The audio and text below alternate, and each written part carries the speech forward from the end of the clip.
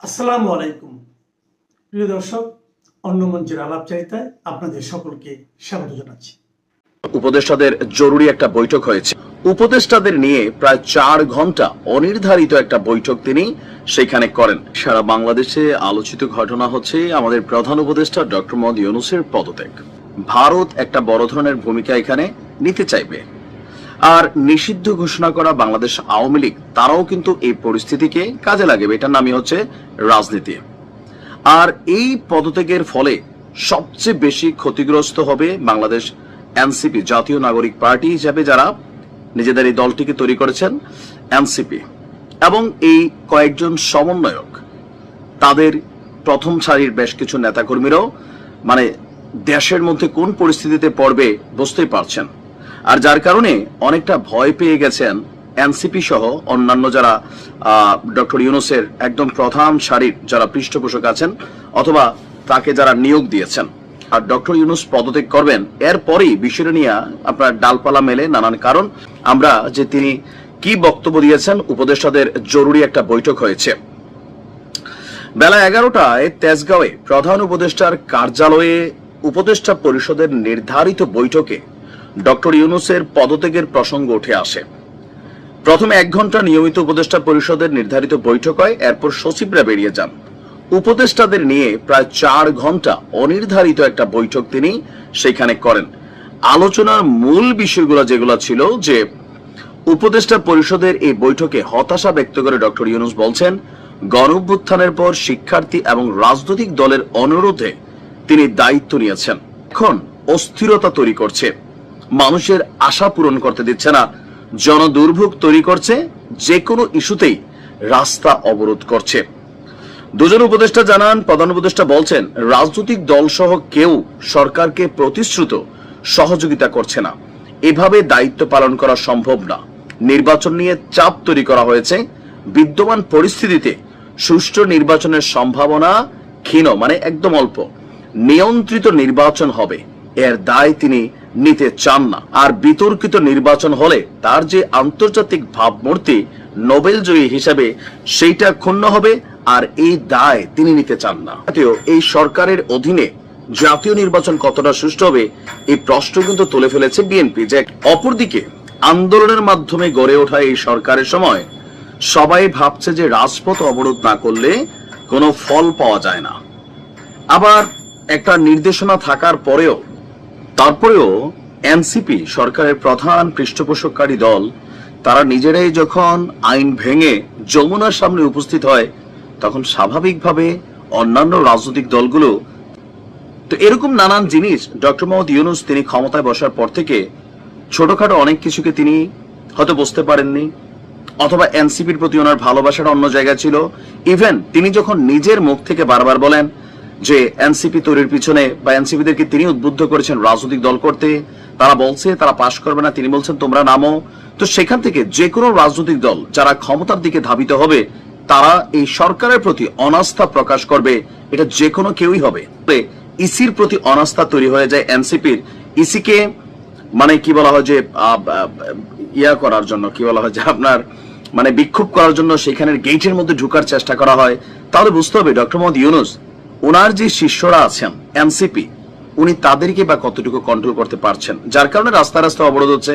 সাধারণ মানুষ যথেষ্ট বিরক্ত, যথেষ্ট। আপনার মব ভায়োলেন্স, যেখানে মব ভায়োলেন্স হচ্ছে সেখানে সরকার কি ভূমিকা রাখছে? লাস্ট কয়েকটা ঘটনা আমরা দেখছি যে আইন শৃঙ্খলা বাহিনী নেড়ে চেড়ে বসছে। অনেক ঘটনা যেগুলো এই সরকারের প্রতি অনাস্থা তৈরি করে ফেলেছে, এবং এনসিপির প্রতি তো করছেই। আপনাদের খেয়াল থাকার কথা, 5ই আগস্টের পর বন্যার সময় এই এনসিপির নেতাদের হাতে বাংলাদেশের মানুষ কিভাবে টাকা তুলে দিছে, কিন্তু সেই টাকার সুষ্ঠু বন্টন আদৌ কি হয়েছে? আমি তো কুমিল্লার ছেলে, আমার এলাকায় এনসিপির কি মাল গেছে ভাই? রাস্তাটাই ঠিক হয় নাই, হাঁটু সমান গর্ত। কি করছেন?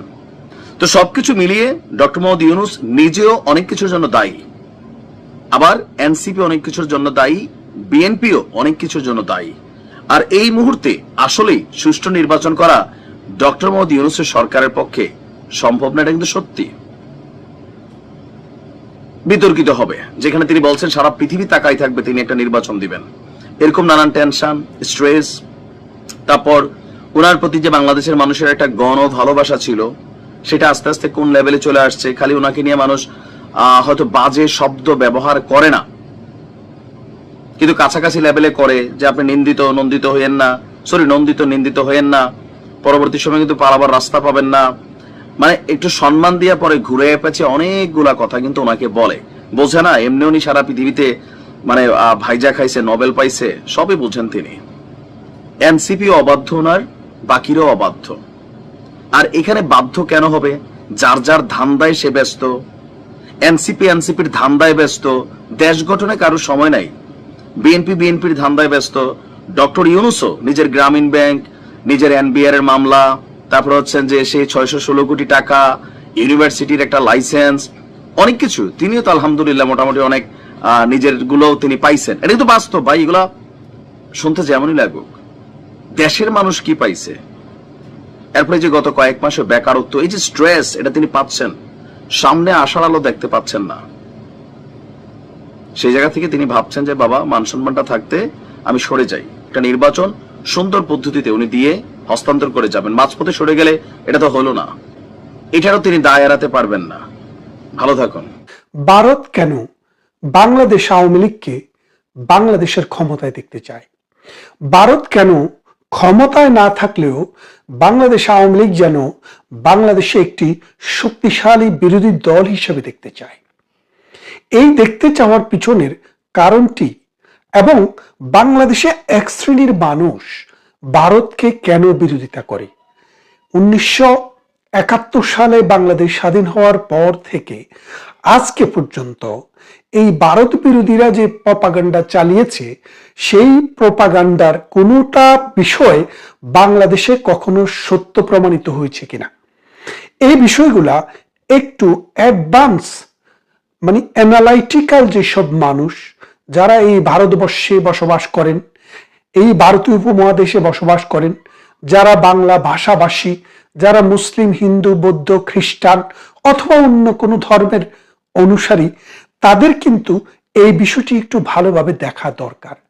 এবং এই ভারতবর্ষে মানে হিন্দু বিরোধিতা, ভারত বিরোধিতা যে বেঁচে আছে, এটা কিসের উপরে ভর করে বেঁচে আছে? আপনারা দেখেন, বাংলাদেশ যখন 1971 সালে স্বাধীন হয়, ভারত কিন্তু বাংলাদেশের সেনাবাহিনীর সাথে, বাংলাদেশের মুক্তিযোদ্ধার সাথে, বাংলাদেশের যে প্রবাসী সরকার তাদের সাথে কাঁধে কাঁধ মিলিয়ে যুদ্ধ করে আমাদের দেশটিকে স্বাধীন করে দিয়েছে।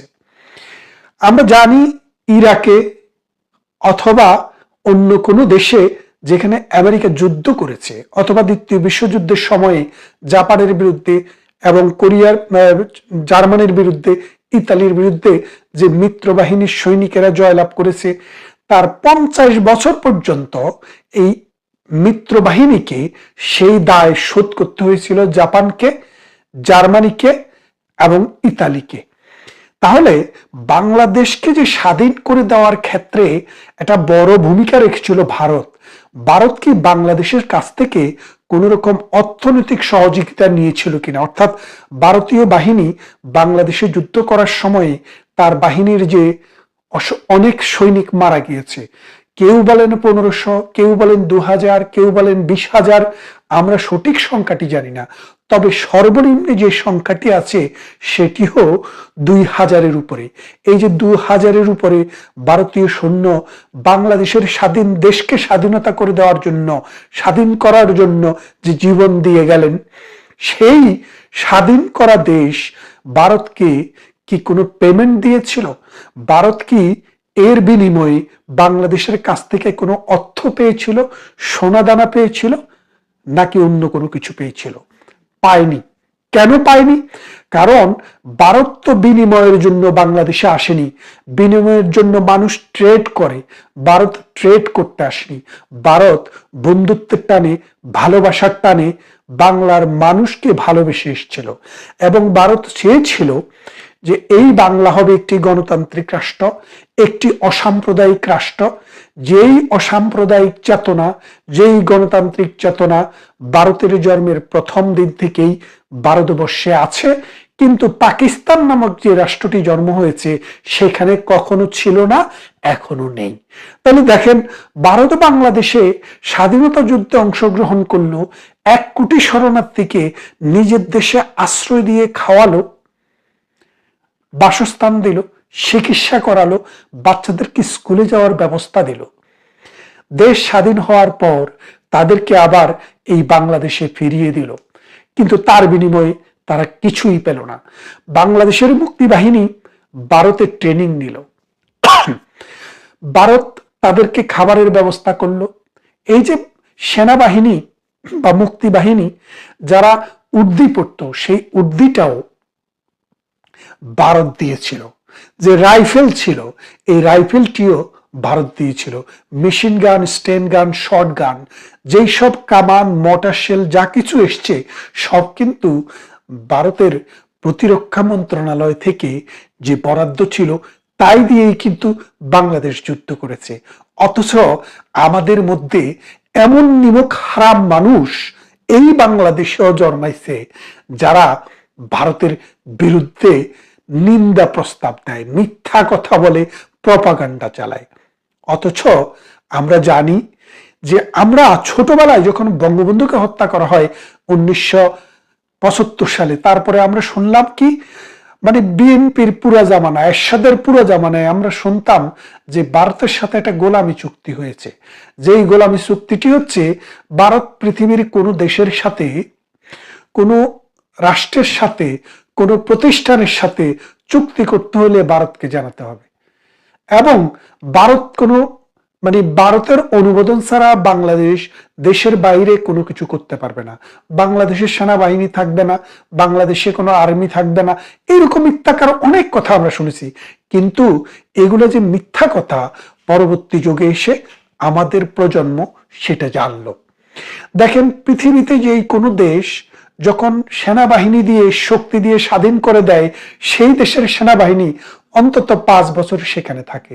জাতির জনক, শতাব্দীর মহানায়ক, বাঙালি জাতির রাখালের রাজা বঙ্গবন্ধু শেখ মুজিবুর রহমান যখন পাকিস্তানের কারাগার থেকে মুক্তি পেয়ে 10 জানুয়ারি 1972 সালে যখন কলকাতায় গেলেন, ভারতে গেলেন, তখন তিনি ইন্দিরা গান্ধীকে বললেন, আপনার সৈন্যবাহিনী কবে ফেরাবেন?